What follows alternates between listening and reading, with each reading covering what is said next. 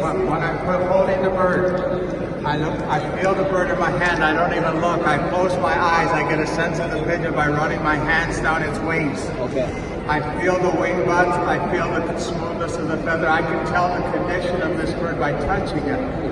I don't even have to look at it, okay? So I'm touching it and feeling it in my hand. It has a robust body. It has a nice wing line.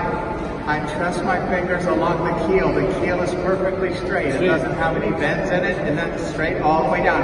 So here I'm running my finger right here. The keel is straight, and it's got substance here in the breastbone. Now I have the bird under my hand, and it's supposed to be a saddle marked comber, right? So now I look and I see what the markings are. I look at the markings and I see the wings are covered, but these are called the thumbs right here. Primary ones. These are the thumbs. These are supposed to be a color. Well, it's got 4 feathers here. One of them is color, but 3 of them are not. Okay, now I look at the other one, and I see I'm looking at some feathers. None of them are color on this side. They're all white, right? Then I count the tail. I look at the flight. We have 10 flight feathers. They're all there. And more flight feathers. They're all there. And see how many? We have 9 on one side, and we have 11 on this side. So it's got 1 too many on this side and not enough. So it's like, okay, that's why this bird, one of the reasons the bird was second. I also then I count the tail feathers. Well, it has 12. So 1,